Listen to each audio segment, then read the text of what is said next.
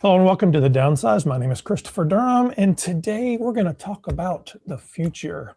We're going to make big, bold guesses. We're going to say silly things, and we're just going to chat about GLP-1s.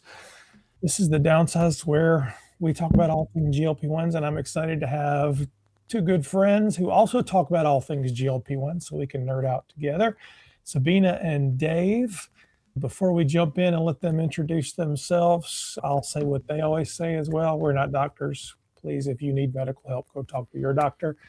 We're just going to talk about our experiences and make some big projections on what's going to happen next year. Please also take a moment to like and subscribe. And when we're done here, go and like and subscribe all of their social media. This is a big GLP-1 community, and there's a lot of smart people talking about it and bringing you some great content. So we like to support everybody out there. Sabina, since you're right next to me, why don't you introduce yourself? Yeah. Hi, I'm Sabina. I primarily do content on TikTok, but I kind of do it everywhere. I'm also the founder of a tool called GLP Winner, which we help you compare all of the telehealth GLP-1 options, right? Whether it's name brand or compounding, we have transparent pricing, reviews, and sourcing if they use compounding pharmacies.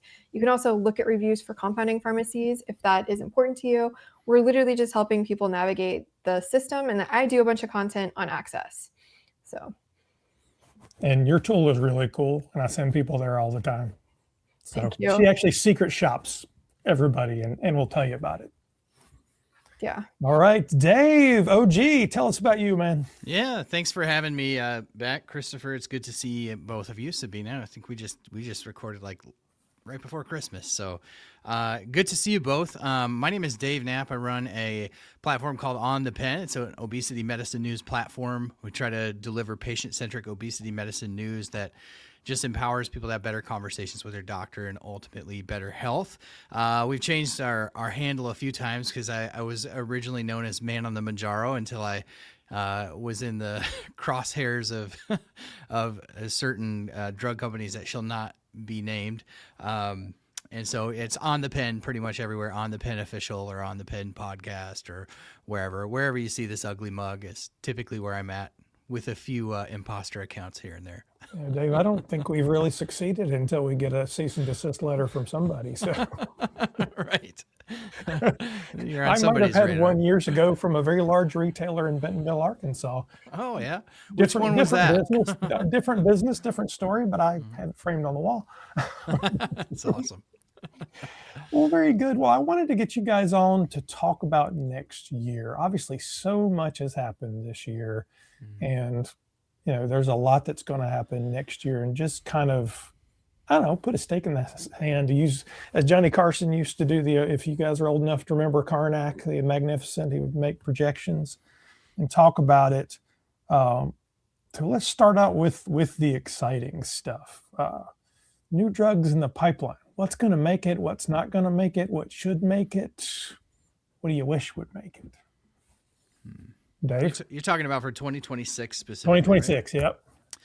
Yeah. So great question. And I'm not too young to have missed out on Karnak. In fact, when we first started On the Pen, we did like Thursday night lives every Thursday night for a long time. We had hundreds of episodes, and that was like one of the characters that I brought up was like nice. this Karnak one. And so, yeah, it's a great character. But new drugs for 2026, obviously we've got the two big ones launching first. We've got Wegovy in a pill form, which I believe will be available like January 2nd. That's Friday, right? Friday of this week. It says on the site the pricing is available, so you'd think the drug would be available. We'll see. Yeah, from everything that I'm hearing, Friday of this week, it'll be available in certain places. And so that'll be the first one, obviously, and then orforglipron sometime probably a couple months after that. And then maybe even in this upcoming calendar year, cagrisema. That's exciting. I think on my wish list, it's that cagrisema would be here sooner rather than later. I think for a lot of the folks who are slower responders to the current treatments or perhaps diabetic, obviously cagrisema is something that sort of builds off semaglutide, but adds that amylin agonist that I think will be particularly helpful for certain people who maybe haven't responded to the current treatments. So that's what we got for 2026. And so it'll be an exciting year of launches. We're going to get a couple of them right out of the way quick, but then I'll be interested to see if we see cagrisema before the end of the year. Is there any way retatrutide makes it or no? In this calendar year? I don't think so. I mean, I think that the first obesity readout isn't until the end of 2026, right? Yeah. So I think that retatrutide will probably be pushed somewhere to mid 2027, but they just ended the heart failure trial early, so maybe there's a chance that they end that one early too. It's like an 80-week study, so it's, when you look at Surmount was 72 weeks, and even I think it was the select trials for obesity, those were like 68 weeks, so much shorter. So I mean, it's feasible, and then if they get that priority review voucher, but I'm not going to hold my breath for it. Well, we still don't actually know how long a priority review will take. Right. Well, yeah, we'll have a pretty good idea once orforglipron gets approved about how long, that ultimately takes. I think it's really interesting too, because we're in addition to some of these new drugs that we're going to see later this year, we're going to see Zepbound in the quick pen, waiting for that approval from the FDA, but that's going to be available in right alongside the vials for the cash pay market for Zepbound. So I think people are pretty excited about that too, because I think there's a lot of people who would prefer that sort of level of autonomy to work with their doctor. You think they keep the vials? They killed them in Australia. Oh, I don't think that they'll kill the vials. I don't think so. They can. I mean, my belief on that would be they've got to keep up with supply still, and so the vials will always be a great option for their primary money making market in order to keep up with that supply. Well, Sabina, what do you think? What's going to make it? Yeah, first of all, I'll say Dave gave a great summary. I agree with basically everything he said. The only thing I will add is that I think the X factor is changes at the FDA that might speed up approvals. That's the only X factor, and what we don't know and can't predict. Well, they're saying they might ditch the third round, right? Yeah, I mean, that's what's been said. If something happens where there are not a phase 3 trial for something, or everything is really sped up, then it means that we could have more drug approvals. Specifically, Reta obviously is the big one everyone's been waiting for years at this point. But other than that, I think, Dave's assessment of the year is spot on. The orals are going to be the big game changer coming to market early in the year. So what does the market look like when the orals come out? How much does it grow? I think so. One of my broader predictions is that everyone has a story for why they get on this medication, right? Mm-hmm. Everyone has a story. Maybe it's for their health, maybe it's because they want to lose weight, etc. A lot of people have, to some degree, they have an impression of the injectables. They've made up their mind on the injectables. Maybe they're for the injectables, maybe they're against the injectables, maybe they don't care, but they don't want to inject themselves. I think when you have something that's coming in an oral form where it's a pill that you swallow instead of injecting yourself, suddenly it's an opportunity for people to redefine this medication for themselves. And I think that's going to open the floodgates for people emotionally coming to terms and being more open to treatment when maybe they weren't in the past. They're like, oh, well, I didn't take the shot, but I'm taking this pill that my doctor gave me. I think it's, and aside from the obvious that some people don't want to inject themselves, right? And some people will take a pill, that will always bring some more people to market. But I think the more important thing is that it allows for the narrative to redefine itself and for more people to seek treatment as a result. So it's like plausible deniability. Like, you're not on that shot, are you? Nope. I'm on a pill. I take a pill. It might as well be metformin or some other drug that people don't have a strong opinion about. Yeah, right? I think that's an astute observation. Well, and I think the numbers are interesting because there's a good 30% of the U.S., if you believe the research, that doesn't know anything about these drugs. And if 74% is overweight overweight or obese, there's a big Venn diagram overlap there, right? So if they walk into their doctor and the doctor says, hey, for $149, you could lose 16% of your body weight. Yeah. Those aren't the people that are going, but what about tirzepatide? They're going, okay, give me the pill. Yeah. And similarly for patients, I think there's the equivalent with doctors too. A lot of doctors are like, well, I know my patient doesn't want to inject themselves. Like they're making assumptions for the patient. Yeah. But when it's a normal medication they can get from Walgreens, it's not in shortage, it's not something they're going to have to teach them how to administer, suddenly it becomes more accessible to doctors to prescribe for some doctors. Some doctors obviously don't care. They're happy to give their patients the best medication. But a lot of them, I think, make reservations in their head for why it isn't a good fit. Do you think, Sabina, I think you're right in terms of like the oral forms sort of opening up the door to a new level of people who were maybe averse to the shots at first. But do you think that this sort of becomes just a gateway drug? Like you get on the orals. My opinion about both oral Wegovy and orforglipron, maybe for varying reasons, in the real world are not going to be that effective. But the doctor's going to be like, well, these injections are a lot more effective. They're the same thing. And it gives a patient maybe an opportunity to be educated there in the doctor's office, maybe instead of online where they've heard things good or bad, headlines, et cetera. Do you think it becomes like this gateway that ultimately is just a catalyst for the injections? Absolutely. And for what it's worth, like my plan is to stay uninjected because it seems to be better, right? And I think a lot of people feel the same way. I think we'll see some people experiment with maybe the pill is good enough for me. And for some people, the pill is certainly a good enough treatment for many of them. But, everyone has different needs. And I agree with you. It's going to get the conversation started. In the same way that we've seen a rise in older generation anti-obesity medications that are generally pills because the whole GLP-1 craze broadly has gotten the conversation started. Right. And maybe their insurance doesn't cover it. So then they seek out older generation medications that could be effective for them or could not be effective for them. So do you think it pushes the market down in BMI? Yes, maybe. Yeah. I mean, the market has already been, I think there's been a broader trend of microdosing and prescribing off-label for things. I don't know if I think I've told you individually, but maybe not on your show. I'm married to someone who has fibromyalgia. Always been a healthy weight. Oh, he's always been a healthy weight. But being on this medication helps him dramatically, and he's not taking it for weight loss. And I think over time, there's more and more people taking it off-label.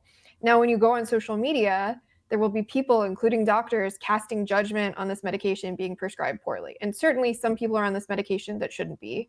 And I think when you think of the medication as a one-dimensional weight loss medication, you're cheating everyone out of a potential effective treatment. I think it's interesting because we get so deep and intense into this, and people are so excited about retatrutide, and they're so excited about I've lost 38% of my body weight on tirzepatide, and I'm not changing and all that. But if I don't know anything about it and I just walk in, which is I don't most have people, all that baggage. Which is most people. I think that's where Right. we in our conversations get this whole thing sideways. Is that's most people. Most people are not here on YouTube talking about what we talk about, but most people, by the numbers, could benefit from these medications. So I think that's a great point. I mean, there's plenty of people out there that have 50 pounds to lose that these drugs might be perfectly fine for, and they don't need to go up. Yeah, for sure. And then I think there's also a lot of people who meet the diagnostic criteria for obesity, but would never think of themselves as obese because that's just not a label they understand or would apply to themselves. They think of themselves as like, oh, I've just accidentally gained a bunch of weight and I need to get back on top of my life, right? So it's always, maybe that's the theme of my contribution to this, is that I feel like it's always themes of narratives that people tell themselves that allow them to be more open or closed to certain treatments or to how they like frame the dialogue they have with themselves or with their doctor or with their friends and family when they talk about medications that they're on. I think one of the things too, like depends on how forward you want to look into this thing.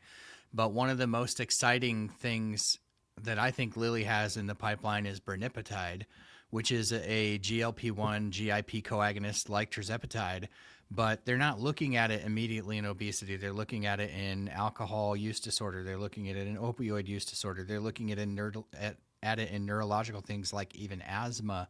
And so to your point about your significant other and fibromyalgia, I think the most exciting thing about this is, like, listen, for one reason or another, people have become dysregulated in these nutrient stimulated hormones, and I think we can posit as to why that is.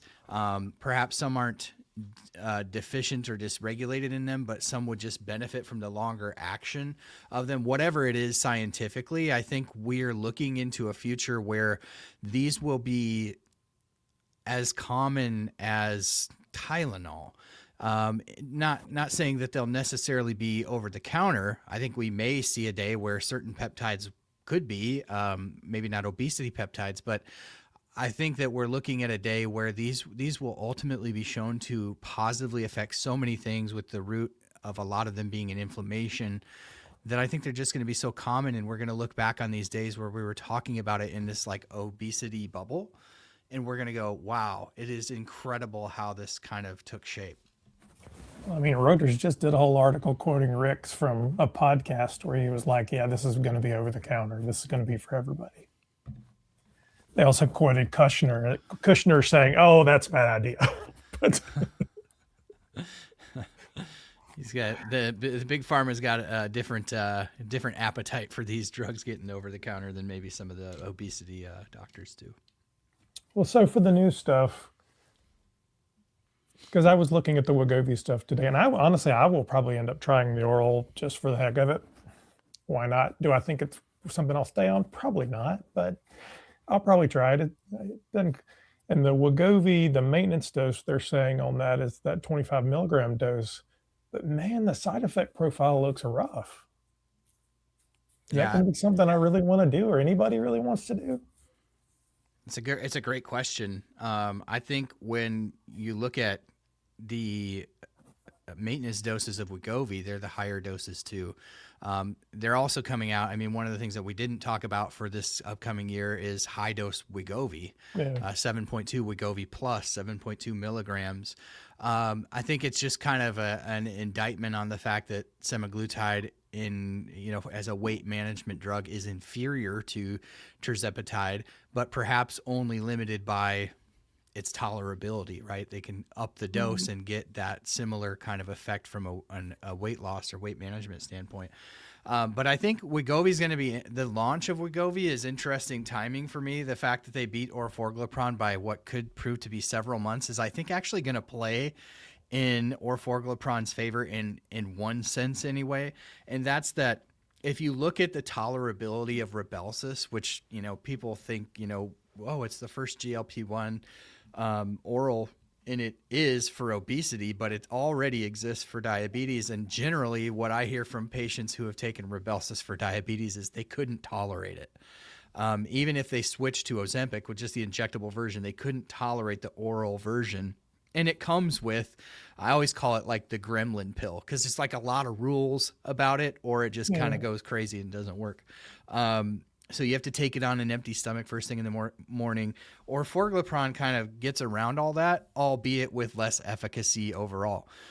So I think it's going to kind of set the stage for people to try orforglipron if they can't tolerate that Wegovy pill, especially at that high dose, to say, hey, there's something that's a little tamer. You don't have to take it on an empty stomach, a little bit less harsh with the side effects. But I do ultimately think that both of these medications for a great deal of people is going to be a gateway to the injections. Yeah, it's really interesting because I'm one of those people who can't tolerate very much Wegovy. I could not get up to the 0.75 dose without throwing up multiple times a week. And so for me, I don't have any interest in trying the pill because I'm a canary for nausea and vomiting on semaglutide. So to me, I think, while you're talking, it brings up an interesting perspective. I think it's going to get more people on these medications, but I worry because I've seen anecdotally, and we all know the Blue Cross Blue Shield study that showed everybody getting off of it in 6 months. Yeah. I think there's a few causes. First, it's affordability, accessibility. Was it in stock? Could they get the medication? Did they switch to compound? Did they switch to compound? We don't know, right?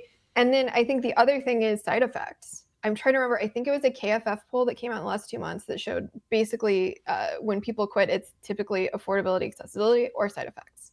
And we probably all know, because of the ecosystem that we live in, that there's a lot you can do to manage side effects if you have somebody, an educated provider who is counseling you on it, and you're being transparent and you're being very intentional about how you do a lot of things. You can minimize side effects.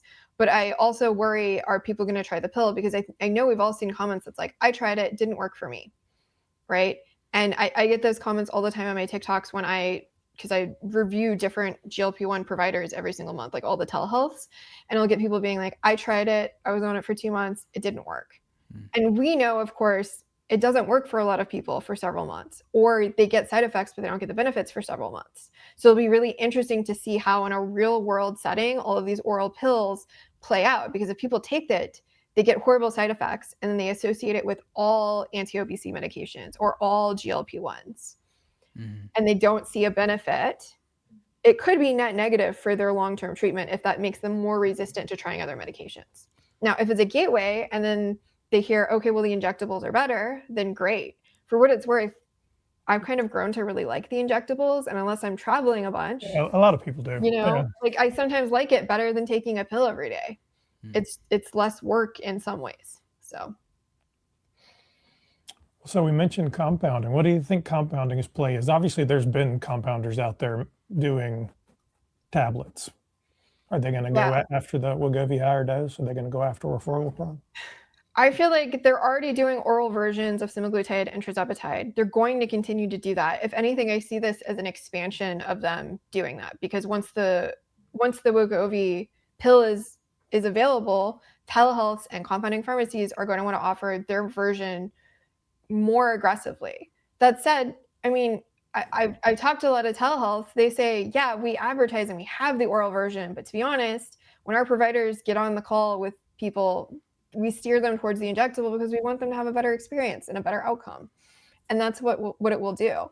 Now, I do think there are some telehealths, I'm not going to name any names, but like telehealths that focus on keeping people on a very low dose. And in my book, I almost think they're doing that to minimize side effects, but also that they don't want them to lose that much weight and they want them to stay on forever. I think we also, this is me talking more about broad telehealth trends, there are some telehealths who try to sell directly to employers or insurers who try to not get you on the medication and have you like diet and exercise for 6 months or more before you ever get a medication, or they try to get you off of it after like 6 months.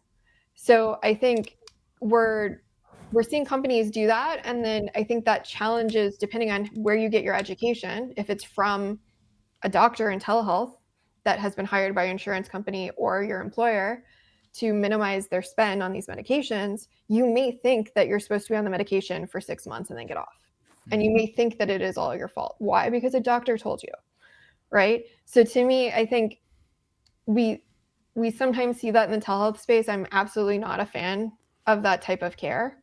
I think there are always exceptions, but a lot of people will need to be on this medication or will need to feel like this medication is accessible to them for their entire lives, depending on what they're treating and what they have going on.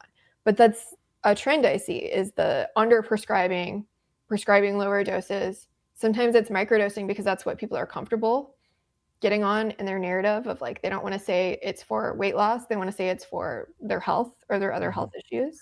Yeah. And that may not be a therapeutic dose for them to get weight loss results, but it could be doing some other medical benefits that we don't know because it's not been studied at lower doses. So I'm curious to know, like anecdotally, I'm sure both of you have heard this across your different platforms, that a lot of people will camp out on that 2.5 milligram dose of tirzepatide and do really well. I've heard from a lot of my friends in telehealth that a lot of people stay on those lower doses of compound, even in terms of like being able to achieve their results. You look at the Surmount trials, 2.5 wasn't even considered. It wasn't until the 5, but even the 5 milligrams of tirzepatide showed pretty good efficacy, very on par with like 2.4 milligrams of Wegovy. I do wonder if we get to a point where we realize that because we were tracking with these clinical trials so closely in the real world, if even smaller doses of these peptides would work for a percentage of the population. What we're calling microdosing now, a fraction of the lowest dose, is actually enough for, a good number of people. I'm just curious to see how that. Yeah, I think you're probably right. Because Dave, when I was on semaglutide and the highest dose I could tolerate was 0.5. I didn't do in between dosing, but now I probably would have, right? I lost weight for a while. I lost maybe 30 pounds and then I stalled out. And even while I was stalled out, I could tell I was in a better place than being unmedicated. And so for someone who's on a low dose, who maybe struggles to diet and exercise, maybe a small dose is all they need to make all the lifestyle changes that they need to do, but it's not as therapeutic of a dose as a higher dose. I think that's absolutely true for a lot of people. I think it's an interesting conversation because I don't know if you guys see this, but we see so many people now that have essentially forced themselves into a stall by staying on a dose for so long because honestly, they thought it was like a moral win. I could stay on 2.5 for 8 months, but I haven't lost any weight in 6 months. Well, good for you, but I don't know. You don't get a prize for using less drugs. No, there's no trophy for this. I mean, to me, it's use the dose that works for your body. I don't. Right. Honestly, it does not matter to me what dose you're on. I could care less. Yeah. And it's not a contest. I think there was even a study I saw where it's not representative of your BMI or anything. People just respond at different doses. Yeah. Right. It's interesting. Like over the last few weeks, I kind of switched to Wegovy for a little bit because I was interested in the pill coming out. I'm actually interested in discussing with my doctor a combination of a lower dose of tirzepatide and plus the daily oral, because I feel like one of the parts of these conversations that I think gets lost sometimes is the fact that the half-life is just an average. And so how fast your body works through the medication is going to be unique to each individual. And yet a half-life of semaglutide is like 7 days. Tirzepatide is like 5 days, but they're both every 7-day injections, obviously, just because that's easy for people to remember. Just my point is, I am actually, having been back on the 15 milligrams of tirzepatide, like just kind of experiencing some just weird like anxiousness that I notice. It's like the day or two after my shot every single week. And so I dialed it back this week to 10 milligrams.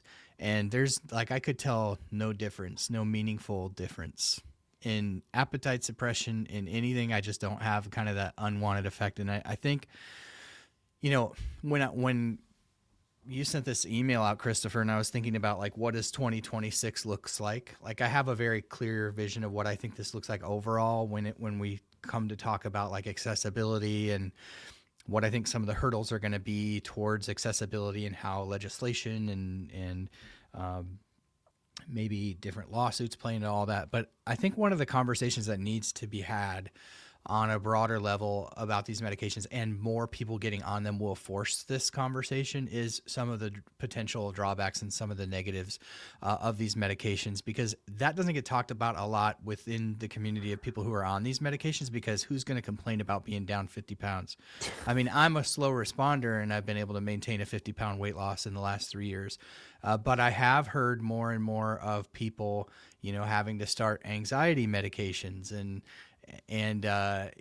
different things like losing, just kind of generally like they're starting to learn like the dopamine effect of these drugs on the brain, which is exactly why they're studying brenipatide and things like alcohol use disorder and opioid use disorder. And I do wonder, like, what is the trade-off? Right? If you're sort of shutting off that reward, I've definitely heard from people in the community who have been like, I just don't like anything anymore. I don't experience maybe the highs and lows that I once was emotionally, because nothing really gets me that excited. I do wonder, what some of the longer term, like we always talk about, I think in defense of some of the narratives that go out there that need to be combated, like the narrative of, I don't know, there's 100 of them, right? And I think we're quick to the defense, people like me, I guess I'll speak for myself, but I'm sure you guys find yourself there too. But I do think that in terms of of a conversation that needs to take place is these drugs have been around for 20 years. Like we can go back to exenatide, but GIP medications haven't. And my own personal experience with both semaglutide and tirzepatide is that semaglutide, the GLP-1, is way more of a blunt object against hunger. Like I physically feel like I ate a Thanksgiving meal after I ate a very small amount of food. Some people experience that with tirzepatide as well. It has GLP-1 in it, but I feel like tirzepatide for me is more of like a ninja, stealthy. It acts in the brain. It like I don't think about food. I almost have to be like it's not an appetite suppression in the traditional sense for me. It's like I don't think about food. And some people call that food noise. And so you just do wonder, like, what other things could those be blunting? And I think those are the conversations that I think need to take place as, like I look at the Medicare thing. At the beginning of 2025, one of the things that I was, preaching was like, hey, I think that accessibility to these drugs is actually going to massively expand in the coming year. But for 2026, when I look forward, like that happened, it's going to come to fruition in 2026, mid 2026. But we're talking about millions of more people on these drugs. And I think these are conversations we need to start having just on a serious level. Is there a world where true personalized medicine, and people throw the words around all the time, it's really sort of this pretend so that compounders can compound, but true personalized medicine would look at my biology, your biology, and say, well, I have a GIP, I have a GLP-1, I have a cagrilintide, I have an amylin, and I can mix you up this cocktail of however they work, right, to fill your specific needs instead of, because right now, as you said, we have a little hammer and a big hammer, right? Basically, and maybe you don't need that much GIP, maybe you need more GLP-1, and it needs to mix out. Is there a world in the future where something like that happens? I absolutely think so. And I think we're also going to see, we've been talking about using genomics, meaning like DNA testing to customize medications. There's a lot of companies in that space that are coming, but I think in our space specifically, I think it's people it's almost like if you go to a psychiatrist and you try antidepressants, you check in, you have conversations. There are downsides to most antidepressants, right? But you check in and you have a more nuanced conversation about how it's working for you. Maybe it's making you more anxious and less depressed, or more depressed, less anxious. Maybe it's having no impact. Maybe you just have horrible side effects. I feel like there's a GLP-1 related version of that conversation, but it requires time for more research to be done, for us to get better at communicating that, and for providers to get educated on the pros and cons of all of that. Because like Dave brought up, like I'm anhedonic. Like I don't really want to do a lot of things. Like maybe this is TMI to put on the, but I have a Viagra prescription because like I'm just like unmotivated and anhedonic about a lot of stuff, right? And so to me, it's like, how can we, and when I was on semaglutide, I had food aversion. Like I would want to throw up almost, like just looking at food. On tirzepatide, I don't. It's what Dave said. It's more of a ninja of like, I do get hungry. I will eat. I want to eat. I don't eat as much. But there's a lot of other things going on in our bodies and in our brain that we don't understand. And there could be pros and cons to being on both. You could be on a low dose of semaglutide and a low dose of tirzepatide, potentially, right? The more we learn about this medication, or an oral and an injectable at the same time. And so to me, it's like, how do we personalize through having conversations with educated providers who specialize in these medications to figure out what actually works for us? And it's like, I think that's the future of personalization. And I think stuff like Lilly having their quick pins, so you can have more customized doses, is all positive. But a lot of people on compounds have been doing that anyway. I've seen increasing numbers of compounded GLP-1 providers doing twice-a-week injections. Oh, there's plenty of that. Yeah. I think we just need more drugs out there in the market available. We need more drugs. I mean, we just do. I mean, we just need more options for people. I get people every day. They're like, this isn't working for me. They need the retatrutide, the cagrilintide, you say all the names all the time, right, Dave? I don't know. It's intriguing to me. It feels like we're sitting in the Model T era of cars. Basically, it's a car. It works. It'll get you where you need to go. Now, how do we get to be a Honda Accord I need or to a Ferrari? fly. Yeah. And then, We're just gonna and have cars to are get that great example because car. there's 50 different, there's 100 different kinds of cars. You can get whatever you specifically need. Yeah, and it's funny because the metaphor I always use for metabolism is cars, because it's like somebody eating the same exact thing as someone else and getting a different metabolic result in their health and their body. We see every single day, but it's like putting the same amount of gas in a car, not knowing it's a diesel car, and expecting to go the same distance, right? We're literally that complex. So when you talk about cars, it's like, yeah, like somebody is built like a truck and I'm built like an SUV and someone else is like a hybrid, right? That's how complex our metabolic health is. And we don't need one type of medication. We need several. I want to see 10 drugs in circulation that are not older generation anti-obesity medicines. They're modern GLP-1 oriented medications for people to customize. It almost reminds me of birth control too. There's a bunch of birth control options. Do you want to take a pill? Do you want an injection? Do you want to get something implanted in you?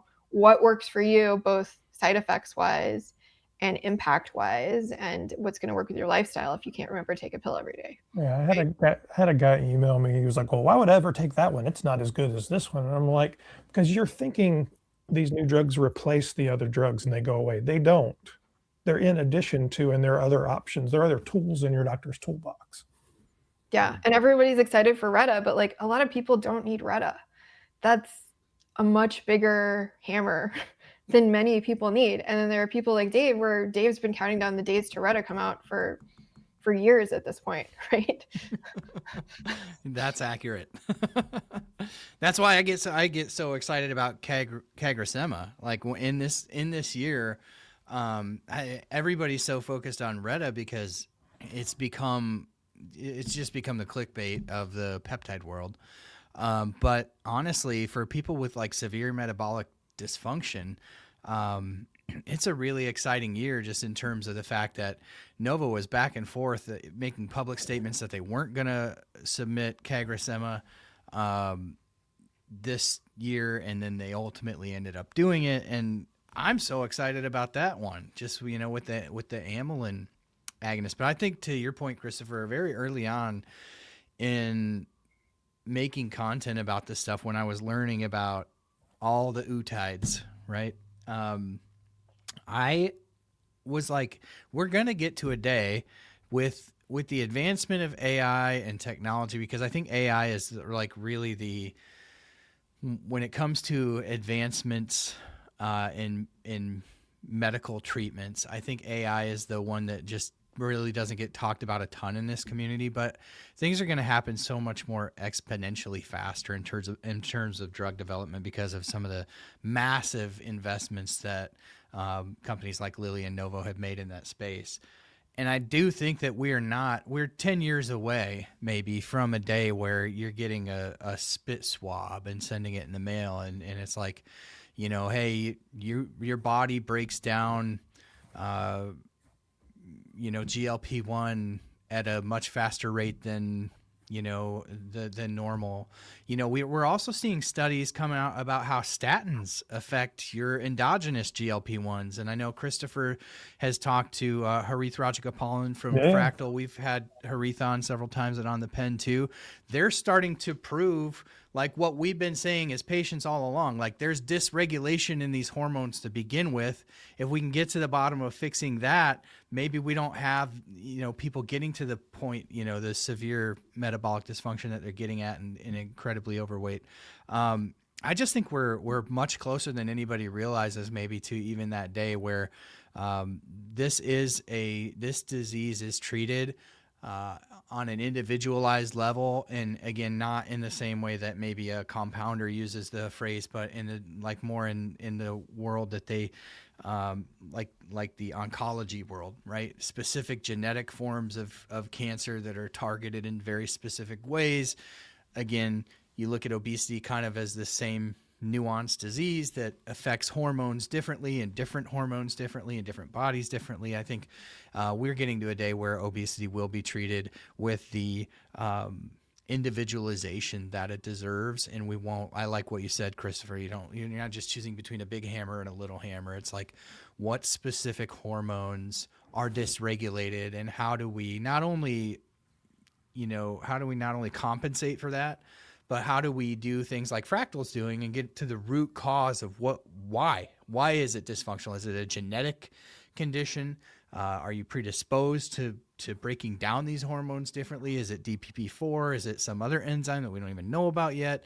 So I'm very excited about the future of obesity medicine, because I think it really expands far beyond the typical things that we all talk about day to day. Well, let's talk about pricing and insurance, because I think that's where it gets exciting. The end of next year, what does pricing look like? Cash price first, and then we'll talk insurance. What does cash price look like for these drugs? For name brand, Yeah. I think it's going to be under $200 by the end of next year, cash price. And there's an interesting trend that I don't know exactly how it's going to play out, but it's the trend of making patients cash pay rather than having insurance pay for it. Oh, I mean, they for sure want that. Yeah, it will be very interesting to see where things land. If they want to allow some insurance to pay for it and just pay the elevated price, and make patients go direct to consumer and cash pay. I think seeing how that plays out will be one of the most interesting developments of the next year. So tirzepatide, semaglutide, the injectables, you think will both be under $200 even for the highest dose? I think so. I hope so. What about maybe I'm wrong, but the orals? Yeah. I think the orals will match or potentially. I think some of them could even be more expensive. I mean, Wegovy right now, the price is going to launch at $149 to $299, right? $149, yeah. And I think it goes up in April or something to $199 on the second dose, and then top dose is $299. Yeah, I don't think that price is going to go down anytime soon, and I think the injectable price will go down. What do you think, Dave? Interesting. I'm with Sabina. I think we'll see Wegovy definitely, but before the end of 2026, we'll see Wegovy $200. I think they have to, in a sense. Like, they've got a new CEO in there. His number one job is to be aggressive in a way that Lars Jorgensen was not. And I think if they're going to be aggressive, listen, people are sort of like, they're becoming educated about these medications. More and more of them are coming to communities like the Downsized or like Sabina's GLP Winner, and they're learning that tirzepatide is where it's at for most people in terms of efficacy and side effects, right? It is the king of the hill right now. It's the bigger hammer. I think if Novo wants to play, they've got to come down in that price. And they also, again, have the launch of cagrisema, which, there's so much nuance in this discussion about pricing, right? Because we're talking about launches in Medicare and Medicaid. We're talking about most favored nations. Lilly was very clear after the most favored nations, whatever you want to call it, sideshow in the Oval Office, that they did not include retatrutide in the most favored nations conversation. It wasn't included. Now, that runs completely counter to what we've been sort of sold on most favored nations, that it not only was about the current drugs, but it was about the future drugs too. So my inference at that point would be that cagrisema was also not part of the most favored nations conversations as well. And so you can look at the next generation of drugs, and I think you're kind of seeing a little bit of a kicking the can down the road by the pharmaceutical companies, like kind of double speak, right? They got how many years left with this administration before the next one comes in, which is going to be a completely different administration than the one that we have now.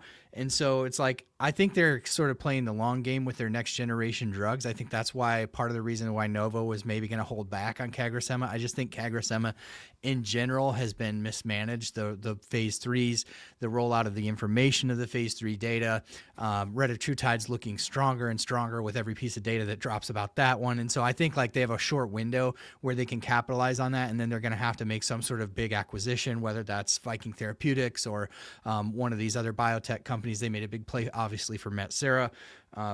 that didn't pan out for them.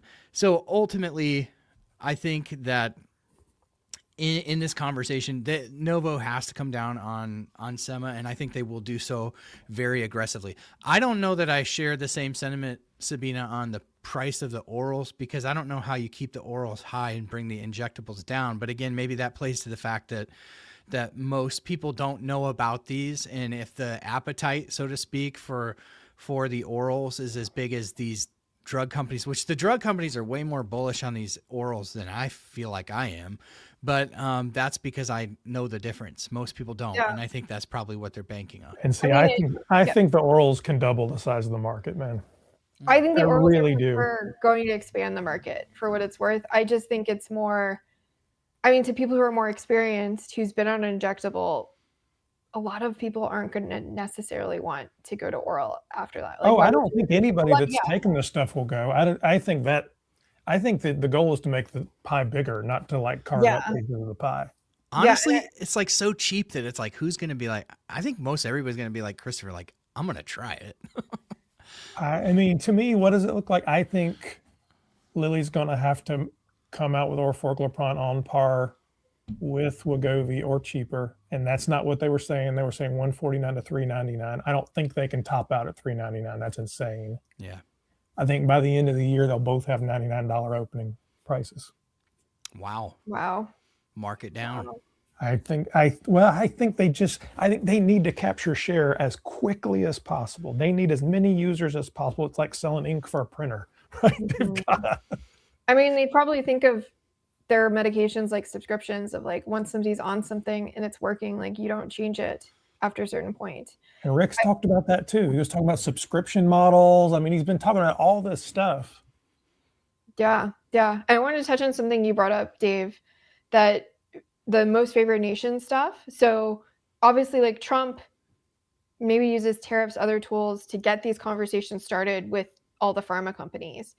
And even though both Novo and Lilly have agreed to have most favored nation pricing for future medications, it's important to point out everybody got an exception and a waiver for the next 3 years, which to me says, okay, so if they release cagrisema, if they release retatrutide, before the end of the Trump administration, they don't have to have most favored nation pricing.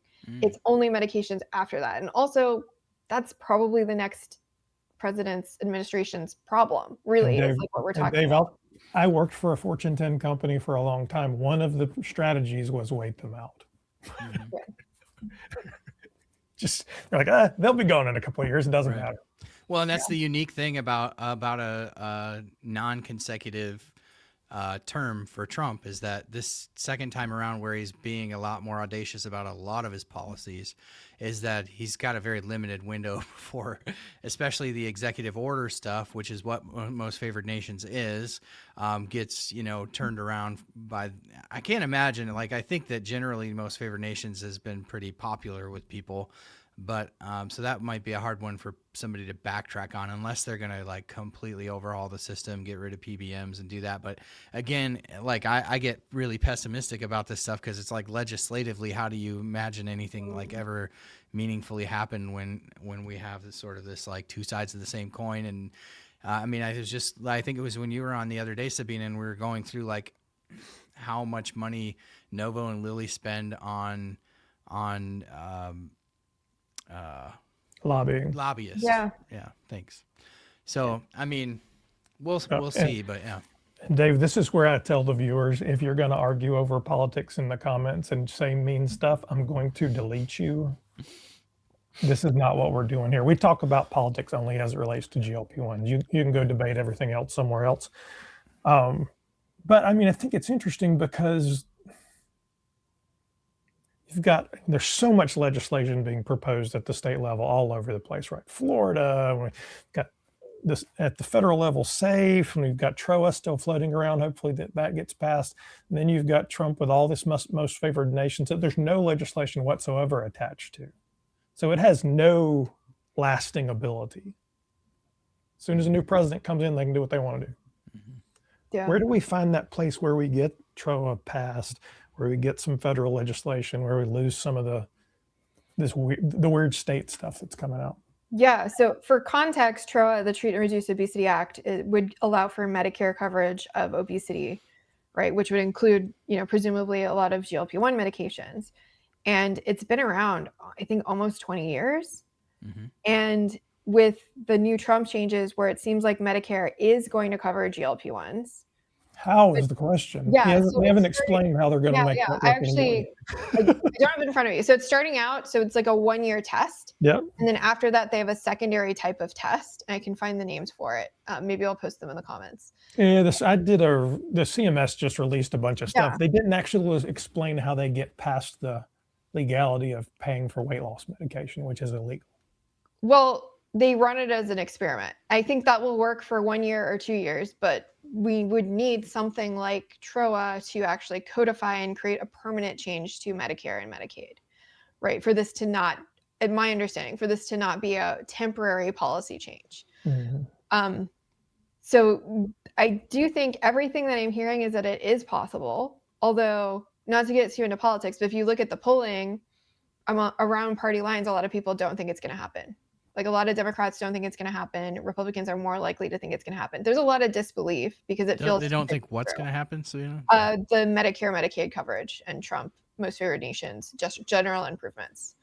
And from everything that I've heard, talking to literally people who lobby Congress on a regular basis, it is possible.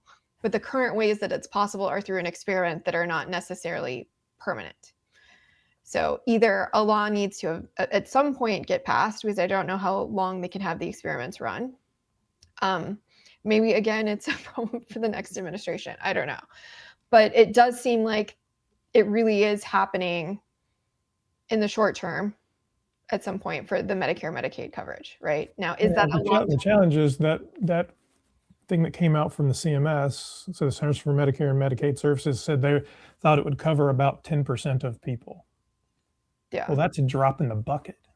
That means, and they haven't actually told us the specific qualifications to use this program, to be in this program, right? There's big assumptions, but they must be pretty tight if it's only 10% of people. Yeah. Well, I mean, it was interesting because once the MFN thing got over, Ricks was saying, the CEO of Lilly was saying that they expected that CMS, all of these plans would be available through Part D, and they would expect that there would be 100% uptake in them. So that was, at least back when these negotiations were happening, was the understanding that Lilly was operating on and making public statements about. So what will ultimately happen, I think, is a good point. I don't think anything, when people are looking at coverage, I think this thing sort of kicks off in April, but I don't think really it hits any plans until like the summertime. So we'll be looking at mid-year. But I think it's, again, it does underscore the need to pass legislation like the Treat and Reduce Obesity Act, something that can codify this and protect it from changes in administrations. It's interesting, though, right? You had mentioned this, Sabina. 20 years they've been working on this, trying to get this passed. I think that something actually happening and access expanding to obesity medications and whatever that number ends up being, I think is a good thing towards, public pressure to get to Treat and Reduce Obesity Act passed, because if you look at the end of the Biden administration, they were trying to do the same thing. They were trying to make rule changes within CMS to allow for obesity they weren't passing the Treat and Reduce Obesity Act. And just like they aren't now, but both were seeking to do it sort of through this rule change stuff. So I don't know if it's like one of those political footballs that everybody just kind of likes it being, an issue. Yeah, they want to play. Run and campaign on. But I think it'll become a bigger issue and a bigger meta conversation about the coverage of obesity medicine. I think it has to be a good rollout too. And I think that's where I get concerned about. My biggest concern about this is whatever that number, even if it's 10% of Medicare, I wouldn't say that's a drop in the bucket, because it's still like 3 million people, 3 or 4 million people. That's a lot of people that, compared to the numbers that we're seeing now.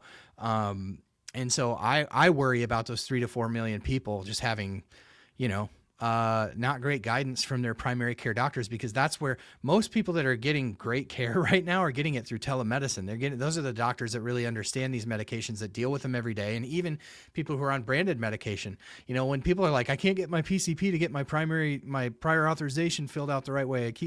I'm like, at that point, just go to telehealth. They're so good at this.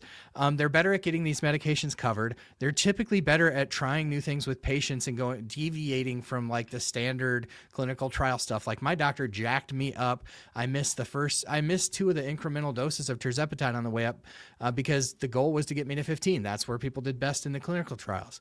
But I was losing weight on 5 before I moved to 7. I didn't even get to 7.5. I had to go straight to 10. And so, I just think there's an argument to be made that there's a lot of education that needs to be done with those doctors.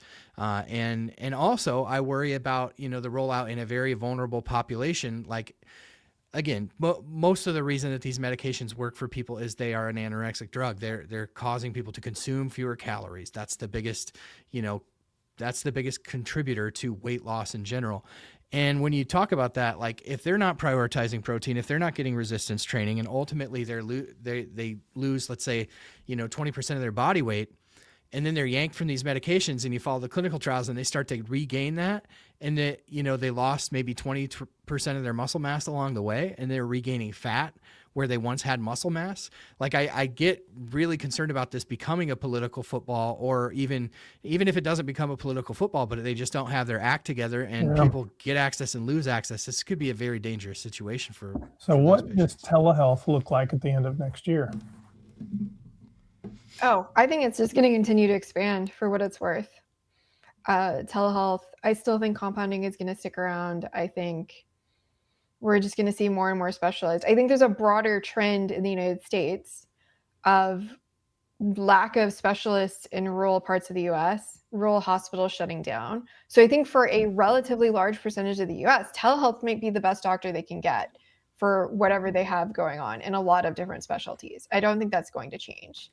I will also say I enjoy the convenience of telehealth personally because I'm busy. I don't want to physically go to an office if it's not critically important for me to, because that's, an extra 30 minutes to drive there and back at best. But I don't see telehealth going anywhere in this space. Do you see consolidation in the telehealth GLP-1 space? Absolutely. Every day I hear from friends who run telehealth companies that they're getting acquisition offers. So consolidation will absolutely happen. Is there a world where the price comes down so much on the injectables that they're no longer a good play for telehealth? I think margins can tighten, certainly for prices coming down. I do think compound will get more affordable over the next year. But I still think it's still a great business. It's a great play. I don't think there's going to be a lack of interest. Right now, we have a problem. There's a ton of profit. There's so many businesses in this space. It's so hard to navigate them all. And people are getting bombarded. If you're watching this content, you're probably getting bombarded by telehealth ads, right? And you have no idea how to differentiate them. So some consolidation is not horrible in that sense, but we're also going to see tons of new brands still entering the space every single week, as we have been seeing. I get ads almost daily from software providers trying to talk me into starting my own telehealth. Yeah. So what does pricing from telehealth look like at the end of next year? Oh, for compounded, Yeah. I think we're going to see semaglutide under $100, like around 100, under 100. I think we're going to see tirzepatide more solidly, like on a month-to-month basis, not bulk ordering multiple months, under 200 for sure, maybe under 150. That'd be strong. Be strong. Let's talk about the politics a little bit more. So you've had Connecticut early last year saying we're going to make our own. You've got Florida saying you can't make more than 20, blah, blah, blah. All the stars. You've got the safe stuff. Is any of that stuff going to get anywhere? I'm worried it is. To be honest, like the Florida bill, which is Florida Senate Bill 860, SB 860, I think is just really malicious towards compounding. And I think we're going to continue to see legislation at the state level in many different states come in to try to shut down compounding. And I'm going to try to be engaged in all of these state issues, but things work faster at the state level. We could see some people in certain states lose access to compounding in the next year. I don't think it's unreasonable to expect that to happen in 1 or 2 states. Yeah, Florida is such an interesting state there. I would not have guessed it would come out of there. There's a lot of money floating around from those compounding pharmacies down there that There's a I guess lot somebody else's bigger money informed that. I don't know. Yeah, there's a lot of compounding businesses in Florida. It is, I think, clearly in the top 2. Texas and Florida are the 2 biggest states for compounding. So to see an anti-compounding bill come forward in Florida, I was shocked.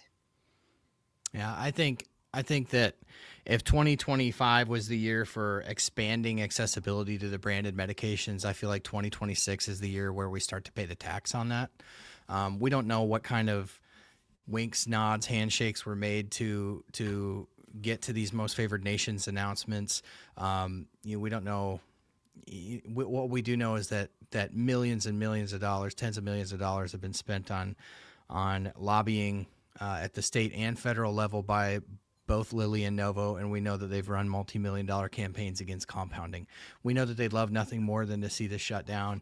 It's just how effective they've been at brokering these deals, and who all is in their pocket. That's why I think it's important to oppose the federal legislation so that it isn't allowed to serve as a bellwether for the state legislation.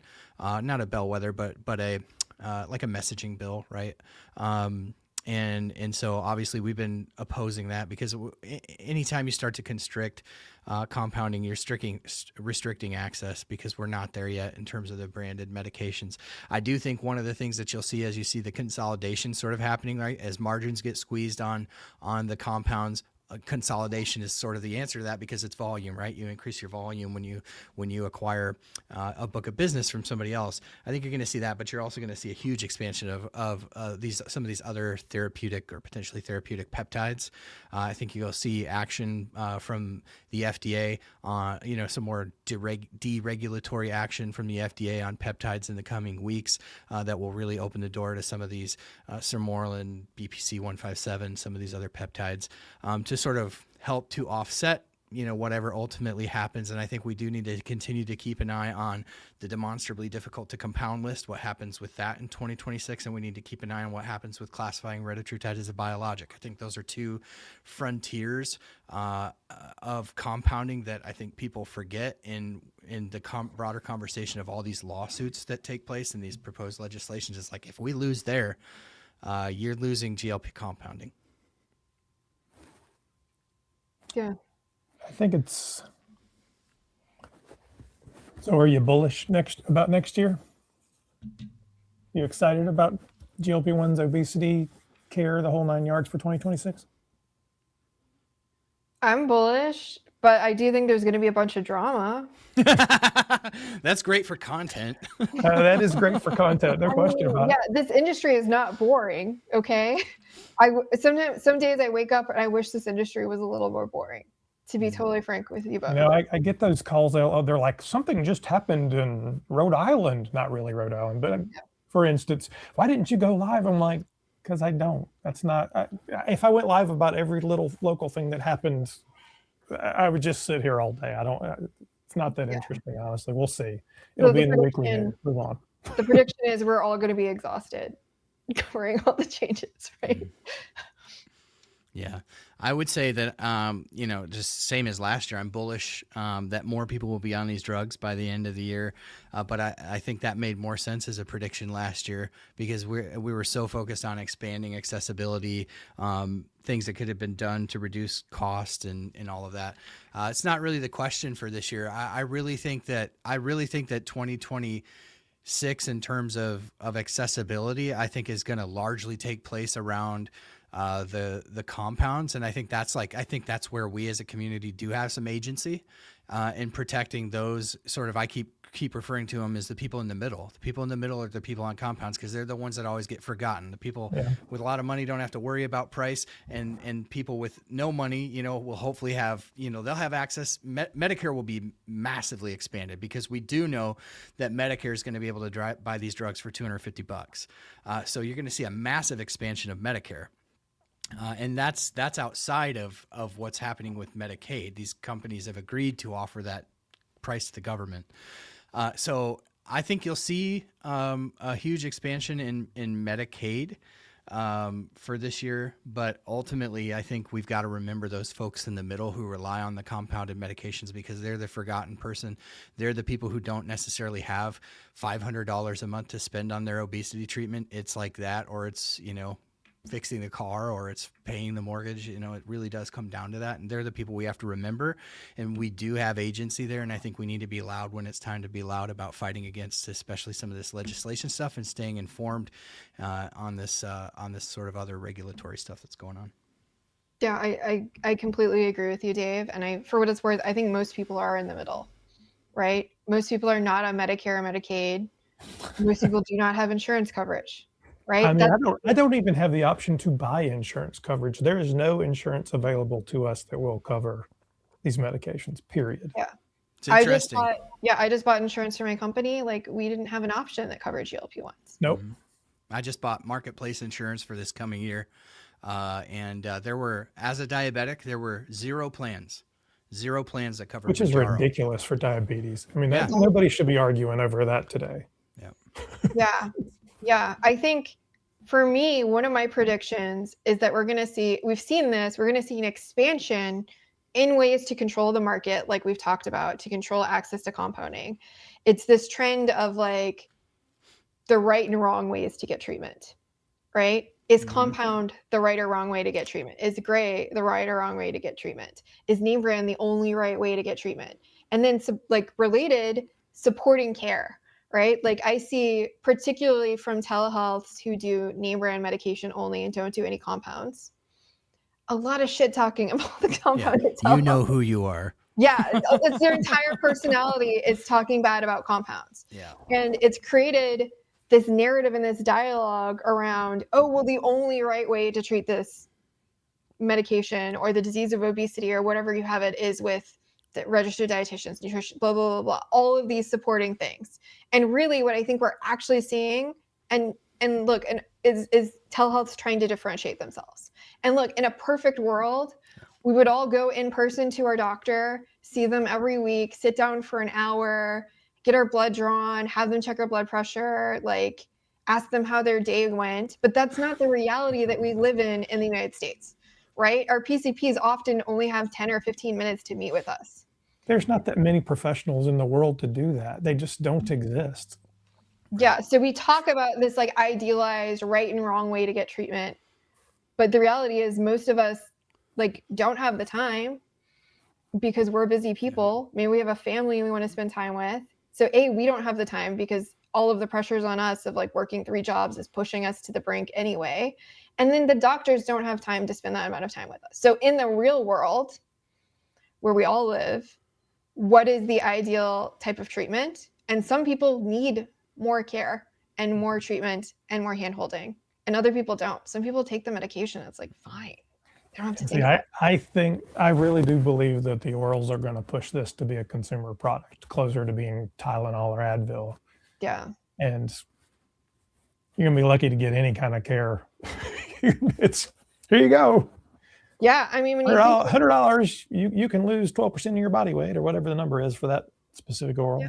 For a lot of people, for most medications that they take, the doctor just writes them a prescription and they pick it up from a local retail pharmacy. I mean, I took blood pressure medication and cholesterol medication for 20 years that I never read anything about or looked at a YouTube channel. And you know what? Now that I've looked at it, there's a whole list of stuff that's terrifying on there. Yeah. I mean, it's a luxury to have a doctor be able to sit down and explain to you side effects and how to manage side effects in 2025 in the United States. That's a luxury that a lot of us don't actually get. Most. Well, so we'll close out here with one last question. By the end of 2026, certainly whether it be because of Medicare or Medicaid prices, whatever, there's going to be more GLP-1 users. I think we can all say that's the case. How does that impact the perception of obesity, the belief that it's a disease, and the stigma around it, or does it? Sabina? I think overall, I think it's positive that more and more people, when they get on this medication, see obesity as a disease and understand it. And it started so many conversations around obesity being a disease. That said, for every movement, there is a counter movement, right? And we see this on social media. We see people saying, first of all, that they lost weight the right way, the old-fashioned way, without treatment. We're going to see people who have obesity feeling like they're superior to other people because they didn't seek out this treatment. And I think we're also going to see this new trend of people being like, well, I can tell this person lost a bunch of weight, right? They're like, I can tell. I see loose skin. I see stretch marks. Like, I think that's actually a trend that we haven't really seen hit the masses. Right now, oh, that celebrity's on Ozempic, right? But in the post brand new medication world, it's like you were actually obese. You were actually in a larger body at one point. And I think that's the trend that we're going to see. Yeah, I think you're sadly right. There's a part of me that wants to say I've seen this conversation evolve in a positive direction over the last 3 years, and in some ways I have. But in other ways, while the conversation may have evolved in a positive direction, it's like some of those old ways of thinking are just being held onto. Like even within the community, we talked about it a little bit earlier, touched on it a little bit. Well, I didn't even have to dose up. I lost all my weight on 5 milligrams. I don't know how anybody could stand 15 milligrams. Like those kind of comments that come from within the community, right? I'm not even talking about externally, because externally, I think it's like kind of the same thing. Oh, like, I'm really glad for you that you're able to lose the weight. But still kind of like with, I would never do that. I would never put that in my body, We got a long way to go. It certainly forces the conversation into the public square, and I think that's where it's more important than ever to have channels like this one and Sabina and On the Pen out there just kind of helping to shape that conversation in a way, educate people so that people feel empowered to do exactly what we do every day on these channels in their daily lives and have those conversations and fight those battles with their loved ones and explain to them like, hey, there's these hormones, and these hormones people are dysregulated in, and they're fixing a hormonal deficiency. I think if you can frame this science in the right way, people start to understand that it's not just about a condition that somebody has chosen for themselves. And I still think that's where a lot of people are. I woke up and decided to be fat, Dave. Come on. Oh, well, I know you both have a lot of stuff going on. What does next year look like for your channels? For your what do you think, Sabina? Wow. I mean, for me, I'm going to be following the policy and legislation that comes out. I might be traveling to the capital of Florida if it goes to committee. We don't know yet. I'll probably have 3 days notice. I also plan on going to some of the lawsuits hearings in person and seeing how things go. So far, GLP-1 access has been well defended for the most part in court, but there's going to be new challenges all throughout the year. And I think January is going to be really busy for court cases and legislation hitting and all of that. What about you, Dave? What does that next year look like for On the Pen? Yeah, I think it looks like more of the same in terms of just providing patients with information that will arm them to have better conversations. I think in terms of how the GLP-1 landscape is evolving, I think On the Pen will evolve along with it in terms of the expansion of Medicare patients that will be on these medications. I want to definitely do right by our viewers and the people who will come into this community without good knowledge and information, just to address some of those things that, are sort of a back to the basics conversation. I mean, really, I'm concerned about people getting on these medications with no guidance. And so what to expect with side effects? What are some of the things that you can do in terms of mitigating the potential loss of muscle mass? That's really my big concern, I think, with the Medicare population is like lose the weight. Yes. But even though we're not there with like drugs that address the quality of weight loss, right? It's more of a quantity thing at this point.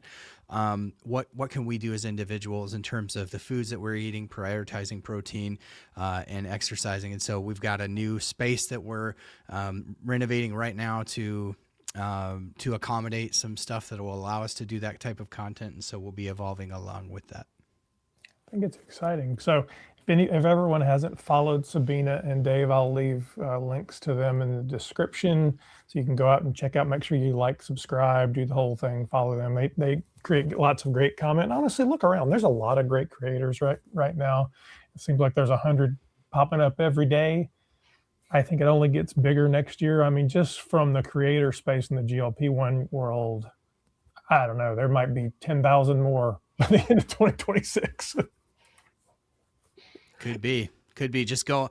I got on the peptide TikTok when mine got banned. I started a new account and my algorithm was all fresh, and it was astounding to me the breadth and amount of people who are on the research grade versions of these, and it was like really eye-opening to me just in terms of like how many people are out there exploring these medications outside of any sort of regulation or doctor supervision. And so yeah, getting good content that you can trust is going to be more important than ever as those numbers of content creators grow.